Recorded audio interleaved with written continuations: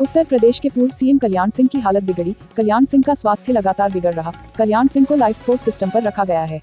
UP के पूर्व CM Kalyan Singh की हालत काफी नाजुक बनी हुई है। सांस लेने में तकलीफ के बाद से उन्हें फिलहाल लाइफ सपोर्ट सिस्टम पर रखा गया है। वह पिछले काफी समय से लखनऊ पीजीआई में भर्ती हैं। भारत में कोरोना वायरस की दूसरी लहर की रफ्तार अब कम हो गई है, लेकिन इस बीच नए मामलों में एक बार फिर बढ़ोतरी हुई है।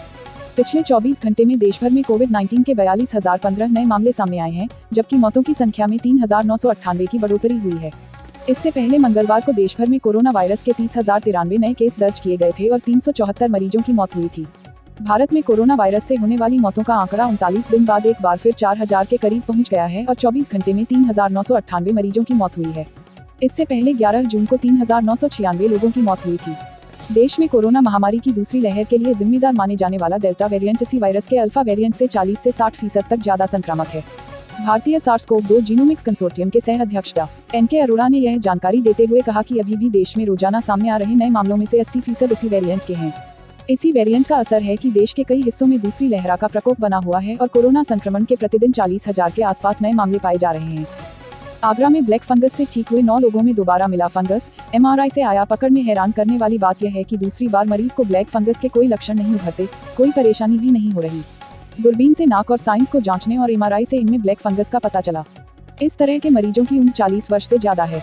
अमेरिका के अध्ययन संस्थान सेंटर फॉर ग्लोबल डेवलपमेंट ने अपनी रिपोर्ट में दावा किया है कि भारत में सरकारी आंकड़े से इत्र कोरोना से 34 से 49 लाख लोगों की मौत हुई है। यह आंकड़ा कोरोना से हुई मौतों के सरकारी आंकड़ों से 10 गुना से भी ज्यादा है।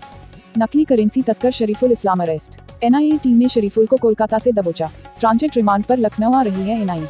मोहम्मद मुराद आलम का साथी है शरीफुल। 2019 में गाजियाबाद से पकड़ा गया था मुराद। व्यापारियों के सामने आने वाली चुनौतियों को दूर करने के लिए उत्तर प्रदेश के सभी जनपदों में अब जिलाधिकारी और एसएसपी समस्याओं का निस्तारण जनपद स्तर पर करेंगे। माह में एक दिन निर्धारित कर व्यापार मंडल उद्योग प्रतिनिधियों के साथ संवाद कार्यक्रम किया जाएगा, जिसके तहत जिले स्तर पर ही बड़े व छोटे सभी व्यापारियों की समस्याओं की सुनवाई करते हुए त्वरित निस्तारण किया जाएगा। मुख्यमंत्री योगी आदित्यनाथ ने आला अधिकारियों से कहा कि जल्द से जल्द इस पर अमल किया जाए। गौशालाओं में चारा पानी की पर्याप्त व्यवस्था के निर्देश यूपी के मुख्यमंत्री योगी आदित्यनाथ लगातार देते रहे हैं। इसके बावजूद तमाम गौशालाएं बदहाल हैं। श्रावस्ती की गौशाला में 2 माह में 48 गोवंश की मौत का मामला जागरण ने उजागर किया, जिस पर मुख्यमंत्री ने संज्ञान लिया है। उन्होंने प्रमुख सचिव पशुपालन को प्रकरण की जाँच कर रिपोर्ट प्रस्तुत करने का निर्देश दिया है। भारतीय नौसेना ने पानी के भीतर युद्ध की क्षमता को बढ़ाने के लिए 6 परमाणु हमले वाली पनडुब्बियों सहित 24 नई पनडुब्बियों की खरीद की योजना बनाई है।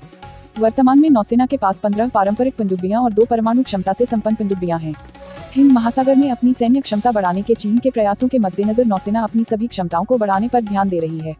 व्हाइट हाउस में पूरी तरह के टीकाकरण कराए जाने के बाद भी कोविड-19 संक्रमण के मामले सामने आया है। अमेरिका में प्रतिनिधि सभा की स्पीकर नैन्सी पेलोसी के वरिष्ठ संपर्क सहयोगी और व्हाइट हाउस के एक कर्मचारी में संक्रमण की पुष्टि हुई है। उन्होंने बीते हफ्ते ही टेक्सास स्टेट लेजिस्लेचर के सदस्यों से मुलाकात की थी। हालांकि स्पीकर के सहयोगी के अलावा भी कई लोगों ने बीते हफ्ते वाशिंगटन डीसी में हुई इस मुलाकात के बाद कोविड-19 की जांच रिपोर्ट पॉजिटिव आने की जानकारी दी है। मुस्लिम देशों के नए खलीफा बनने की चाहत रखने वाले तुर्की के राष्ट्रपति रेचेप तैयप एर्दोआन की नींद को तालिबान ने अपनी एक धमकी से उड़ा दी है, जिसके बाद तुर्की ने फौरन अमेरिका से मदद की मांग की है। अफगानिस्तान की राजधानी काबुल पहुंचकर राष्ट्रपति भवन तक रॉकेट फोड़ देने वाले तालिबान की हिमाकत से तुर्की बुरी तरह से डर गया है और काबुल एयरपोर्ट की सुरक्षा के लिए फौरन अमेरिका का साथ मांगा है। प्रसिद्ध रंगकर्मी, नाट्य लेखक व निर्देशक, साहित्यकार, व्यंग्यकार, स्तंभकार, कवि, बोलियों के रंगमंच पर पीएचडी करने वाले और नागरी नौटंकी के जनक डॉ. उर्मिल कुमार थपलियाल का लखनऊ में निधन। वह 80 वर्ष के थे। उन्हें आंत का कैंसर था। इस वर्ष अप्रैल से जुलाई तक वह 3 बार गोमतीनगर लखनऊ के निजी अस्पताल में भर्ती भी हुए।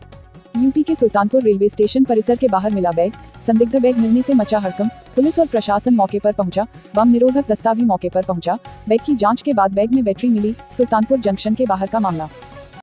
Subscribe Viral Times for latest news update and press the bell icon to get all the latest video updates.